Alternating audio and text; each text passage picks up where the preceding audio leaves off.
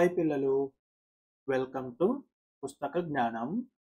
ఇవాళ మనము 6వ తరగతి తెలుగు పాఠ్యపుస్తకంలో 3వ పాఠ్యాంశం మా కొద్దీ తెల్లదొరతనము ఈ పాఠ్యాంశంలో నెక్స్ట్ పార్ట్ నేర్చుకుందాం. ఇంతకుముందు వీడియోస్ చూడకపోతే ఆ వీడియోస్ ఇక్కడ ఐకార్డులో ఇస్తాను, చూడండి. ఇంతకుముందు పార్ట్లో మీరు ఏమేమి నేర్చుకున్నారు? మా కొద్దీ తెల్లదొరతనము ఈ పాఠ్యాంశం పేరులోనే తెలుస్తుంది. ఈ తెల్లదొరల పాలన మాకు వద్దు అని కదా. మనల్ని ఒక 80 సంవత్సరాల కిందట బ్రిటిష్ వాళ్ళు పరిపాలించేవాళ్ళు కదా. దాదాపు వాళ్ళు 200 సంవత్సరాలు మనల్ని పరిపాలించారు. వాళ్ళ పరిపాలన చాలా దారుణంగా ఉంది అని చెప్పి ఆ తెల్లదొరల పాలన మాకొద్దు, వాళ్ళ అఘాయిత్యాలు మేము తట్టుకోలేకున్నాము అని చెప్పేసి కవి ఈ గేయం ద్వారా మన దేశంలోని ప్రజల్లో స్వాతంత్ర సమర పోరాటం మీద ఉసిగొలుపుతున్నాడు, వాళ్ళలో ఉత్తేజాన్ని రేకెత్తిస్తున్నాడు. ఈ గేయాన్ని మీరు రాగయుక్తంగా నేర్చుకున్నారు కదా, అలాగే ఈ గేయ సారాంశాన్ని కూడా నేర్చుకున్నారు కదా. గేయ సారాంశం మీకు అర్థమయ్యిందా? ఆ గేయ సారాంశాన్ని అర్థం చేసుకున్న తర్వాత మిమ్మల్ని ఈ ప్రశ్నలన్నిటికీ మీ సొంత మాటల్లో సమాధానాలు చేయమన్నాను, చేశారా? ఆ వీడియో చూడకపోతే ఆ వీడియో చూసి ఆ తర్వాత వీటన్నిటికీ మీ సొంతంగా సమాధానాలు చేసి మీ టీచర్తో తప్ప రైట్ అన్నది సరిచూసుకోండి, సరేనా? ఈ భాగంలో మనం భాషాంశాలు నేర్చుకుందాం. కింది వాక్యాల్లో గీత గీసిన పదాలకు అర్థాలు రాయండి, వాటితో సొంత వాక్యాలు రాయండి అన్నారు. ఇక్కడ ఒక వాక్యం ఇచ్చారు, దాంట్లో ఒక పదానికి గీత గీశారు. దానికి అర్థం ఏంటో తెలుసుకొని ఆ అర్థంతో వేరొక వాక్యాన్ని మీరు సొంతంగా రాయాలి. ఉదాహరణకు ఒకటి ఇచ్చారు చూడండి, విదేశీయుల దొరతనంలో స్వేచ్ఛ ఉండదు. విదేశీయుల దొరతనం, ఇక్కడ మీరు ఆల్రెడీ కింది భాగంలో నేర్చుకున్నారు కదా. దొరతనం అంటే ఏంటి? పాలన. విదేశీయుల పాలనలో స్వేచ్ఛ ఉండదు అని అర్థం. ఇక్కడ దానికి సొంత వాక్యం రాసింది, శ్రీరాముని పాలనలో అయోధ్య ప్రజలు సుఖశాంతులతో వర్ధిల్లారు. ఇక్కడ మనం పాలన అన్న పదాన్ని ఉపయోగించి సొంత వాక్యం రాసాం. అలాగే ఇక్కడ ఇంకో 3 వాక్యాలు ఇచ్చారు చూడండి, ఆ 3 వాక్యాల్లోనూ కొన్ని పదాలకి గీత గీశారు.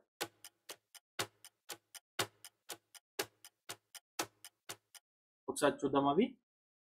కూడు లేని పేదలను ఆదరించాలి. కూడు లేని పేదలను ఆదరించాలి. ఇక్కడ కూడు అంటే ఆహారం, తినడానికి ఆహారం లేని పేదలను ఆదరించాలి అంటే వారికి పట్టెడు అన్నం పెట్టి వాళ్ళని ఆదుకోవాలి అని కదా. ఇక్కడ కూడు అంటే ఆహారం. సొంత వాక్యాలు మీరు రాయండి ఆహారం అనే పదంతో. సొంత లాభం సొంతైన మానుకొని పొరుగు వారికి తోడుపడాలి. సొంత లాభం, ఇక్కడ లాభం అంటే మేలు, సొంత మేలు లేదా సొంత ఆదాయం. సొంత మేలు సొంతైన మానుకొని పొరుగు వారికి తోడ్పడాలి.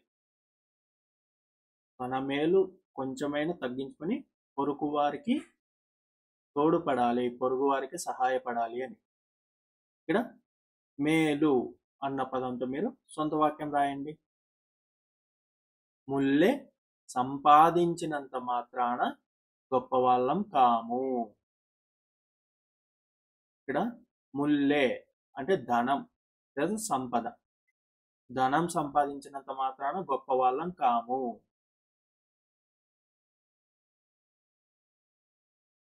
సంపద సంపాదించినంత మాత్రాన గొప్పవాళ్ళం కాము అని.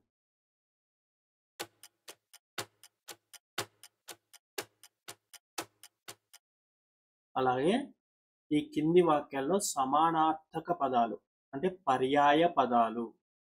ఒకేలాంటి అర్థం వచ్చి వేరు వేరు పదాలని పర్యాయ పదాలు అంటారని తెలుసు కదా. అలాంటి పర్యాయ పదాలని గుర్తించి ఈ వాక్యాల్లో రాయండి.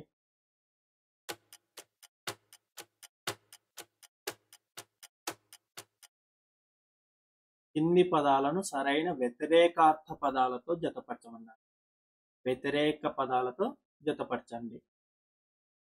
అలాగే వ్యాకరణాంశాలు చూసుకుంటే మీరు ఆల్రెడీ కింది తరగతుల్లో నేర్చుకున్నారు. మీకు తెలుసు కదా, తెలుగు భాషలో మనకి 56 అక్షరాలు ఉన్నాయి కదా. మనకు అక్షరమాల తెలుసు కదా. మొత్తం 56 అక్షరాలు ఉన్నాయి. అందులో అచ్చులు, హల్లులు, ఉభయాక్షరాలు అని మనం విడదీసి చెప్పుకుంటాం. అచ్చులు ఏవేవి ఇక్కడ ఉన్నాయి చూడండి. ఆ నుంచి ఔ వరకు అచ్చులు. తర్వాత కా నుంచి హ వరకు హల్లులు. సున్నా, అరసున్నా, విసర్గ ఈ మూడిటిని ఉభయాక్షరాలు అంటాం కదా. ఇవి మీకు ఆల్రెడీ తెలిసినవే. ఇప్పుడు ఈ అచ్చులని హల్లులని వేరు వేరు విభాగాలుగా ఎలా విభజించారో ఆ విభాగాల గురించి మనం తెలుసుకుందాం. మొదట అచ్చులకు సంబంధించిన విభాగాలు. అచ్చుల్లో 2 రకాలు. మొదటిది ఒక మాత్ర కాలంలో ఉచ్చరించే పదాలు. మాత్ర అంటే ఒక క్షణకాలము అని. ఒక మాత్ర కాలంలో ఉచ్చరించే పదాలు. ఇవి ఒకసారి మీరు చూడండి. అ, ఇ, ఉ, రు, లు, ఏ, ఓ. ఈ లు అన్న అక్షరాన్ని మీరు ఎప్పుడైనా చూసారా? ఇది ప్రాచీన కాలంలో వాడేవాళ్ళు. ఇప్పుడు మన అక్షరమాలలో ఇది వాడడం మానేశారు అని మీరు తెలుసుకోండి చాలు. ఈ అక్షరాలను ఎలా పలుకుతున్నాం ఒకసారి చూడండి. అ, ఇ, ఉ, రు, లు, ఏ, ఓ. ఒక్కసారిగా అలా క్షణకాలంలో పలుకుతాం కదా. అందుకే వీటిని హ్రస్వాలు అంటాం. హ్రస్వాలు అంటే ఒక్క మాత్ర కాలంలో మాత్రమే ఉచ్చరించే పదాలు, సరే అక్షరాలు. 2 మాత్రల కాలంలో ఉచ్చరించే అక్షరాలని దీర్ఘాలు అంటాం.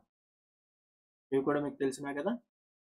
ఆ, ఈ, ఊ, రు, లు, ఏ, ఐ, ఓ, ఔ. ఇలా 2 మాత్రల కాలంలో ఉచ్చరించాలి. అంటే వీటిని కొంచెం దీర్ఘం తీసి పలకాలి కదా.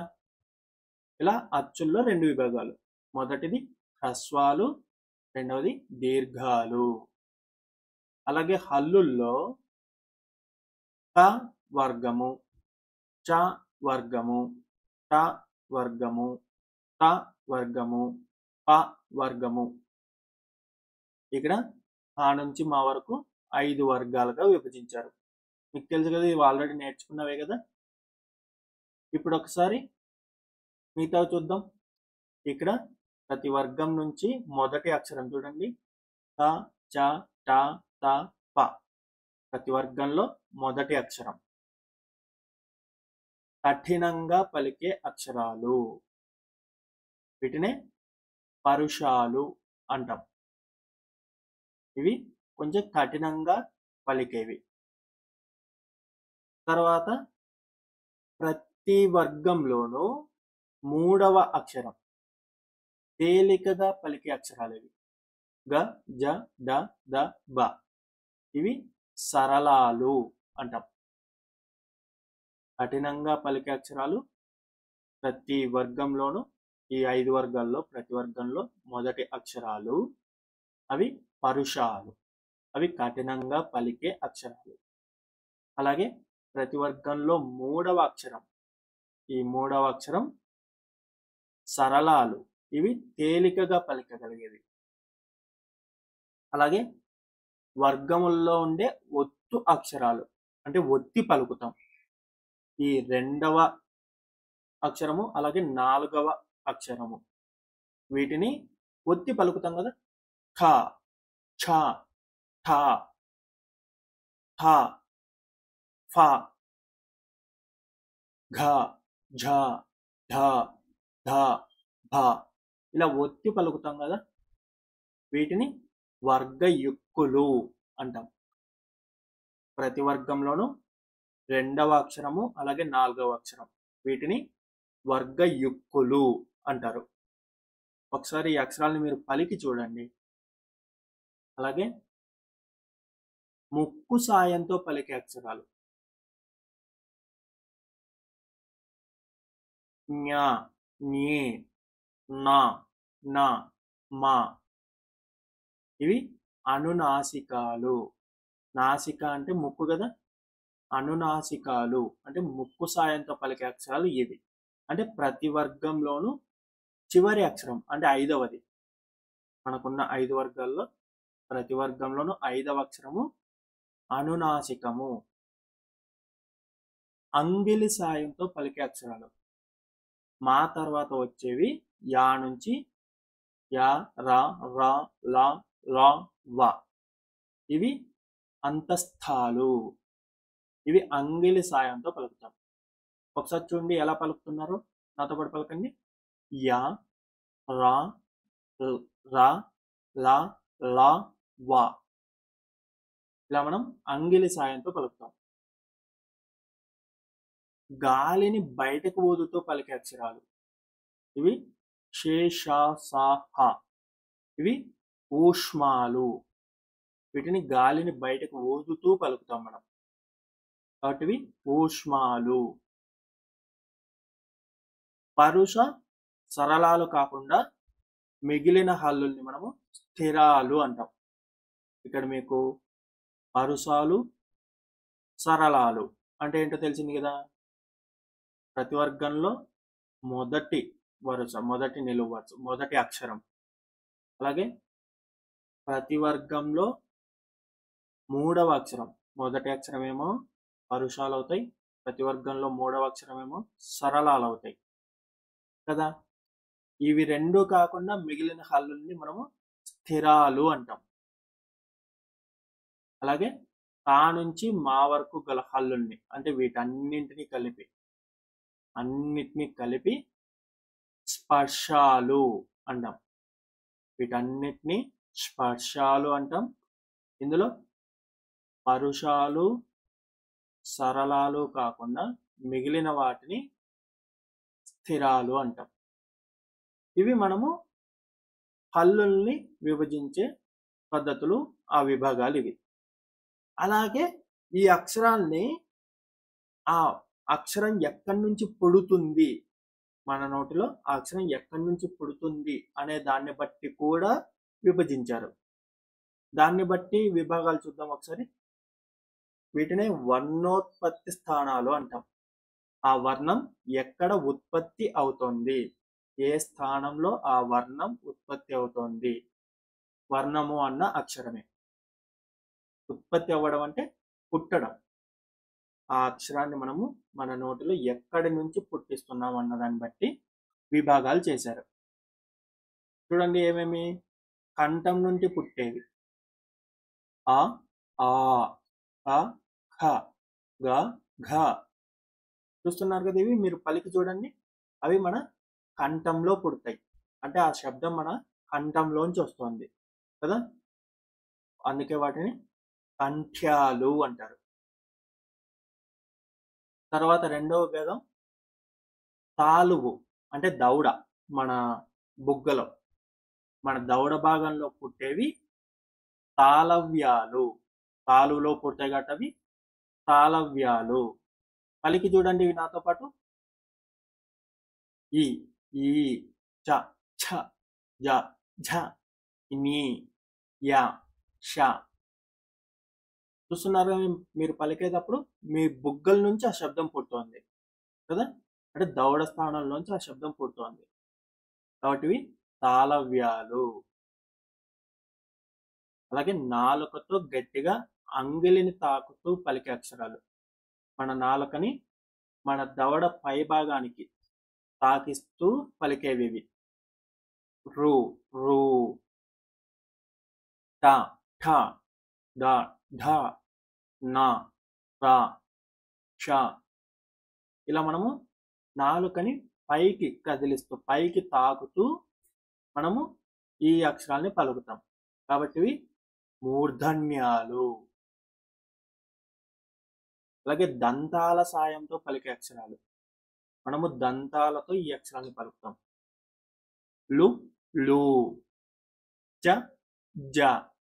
ఇవి తంతేచ, తంతేజ అని కూడా అంటారు. ఈ నాలుగిటిని ఇప్పుడు వాడుకలో లేవు. ఇవి ప్రాచీన కాలంలో తెలుగులో వాడే అక్షరాలు. ఇప్పుడు వీటిని వాడట్లేదు. ఈ రెండింటిని లు, లు అని పలుకుతారు. దీన్ని ముందు త శబ్దం పలికి తర్వాత చ శబ్దం పలికినట్టుగా పలకాలి. చ, జ్య, జ్య. తా శబ్దం జ శబ్దం పలికినట్టుగా ఉండాలి. అవి కాకుండా మిగతా మనం వాడేటివి త, థ, ద, ధ, న, ల, స. వీటన్నిటిని కూడా మనము దంతాల సాయంతో పలుకుతున్నాం. అంటే మనం దంతాల నుంచి శబ్దాలు పుడుతున్నాయి కదా, అందుకే వీటిని దంత్యాలు అంటాం. అలాగే పెదవుల సాయంతో పలికే అక్షరాలు ఉ, ఊ, ప, ఫ, బ, భ, మ. పెదవుల సాయంతో పలికేవి ఓష్ఠ్యాలు. అవి కాకుండా ఇంకా ఏ, ఏ, ఐ ఇవి కంఠ తాళవ్యాలు. మీరు పేరు చూస్తేనే చెప్పచ్చు. కంఠము తాళవ్యము అంటే తాలువు కంఠం రెండిటిని ఉపయోగించుకొని పుట్టేవి ఇవి కంఠ తాళవ్యాలు. కంఠము తాలువు ఈ రెండిటి ద్వారానే పుడతాయి. ఏ, ఏ, ఐ. మనకు ఆ శబ్దం గొంతులో నుంచి పుడుతూ మన దవడ భాగాన్ని ఉపయోగించుకుంటుంది కదా. అలాగే ఓ, ఓ, ఔ. వీటికి కూడా మనం పెదవులను ఉపయోగిస్తున్నాం, కానీ ఆ శబ్దం మనకి గొంతులోంచే పుడుతుంది. మనం పెదవులను ఉపయోగిస్తూనే మనకి గొంతులోంచి శబ్దం పుడుతుంది. కాబట్టి కంఠ ఓష్ఠ్యాలు కలిపితే కంఠోష్ఠ్యాలు. పెదవుల్లో పుడుతూ కంఠంలోంచి పుడుతున్నాయి. పెదవుల సాయంతో కంఠంలోంచి పుడుతున్నాయి కాబట్టి ఇవి కంఠోష్ఠ్యాలు. అలాగే దంతోష్ఠ్యం. దంతాలు పెదవుల సాయంతో రెండిటితోనూ వ, వ. మీ పెదాలు మీ దంతాలు రెండు కూడా కలిసి ఈ అక్షరం పుడుతుంది కదా, కాబట్టి దంత ఓష్ఠ్యం, దంతోష్ఠ్యం. అర్థమయ్యాయి కదా అక్షరాలను ఏ విధంగా విభజించారు అన్నది. ఈ విభాగాల గురించి మీరు తెలుసుకోండి. ఖచ్చితంగా ఈ విభాగాలు తెలుసుకుంటే మీకు సందులు సమాసాలలో మీకు చాలా సింపుల్గా అర్థమైపోతాయి. సరేనా? ఆ తర్వాత ఇక్కడ కొన్ని ప్రశ్నలు ఇచ్చా చూడండి. ఈ ప్రశ్నలకు మీరు సమాధానాలు రాయండి మీరు ఇంతవరకు నేర్చుకున్న దాన్ని బట్టి. అలాగే ఒక ప్రాజెక్ట్ వర్క్ ఇచ్చారు. స్వాతంత్రోద్యమ గీతాలను సేకరించి వాటిని ఒక చార్ట్ మీద రాసి ప్రదర్శించండి. కొన్ని ఒక 5-6 స్వాతంత్రోద్యమ గీతాలు మీకు తెలుసు కదా. స్వాతంత్రోద్యమ గీతాలు అంటే ఏంటి? మన దేశభక్తి గురించి, మన దేశం గురించి, మన దేశ నాయకుల గురించి పాడుతూ మనము ఆలపించే గీతాలు. ఇవి స్వాతంత్రోద్యమ గీతాలు.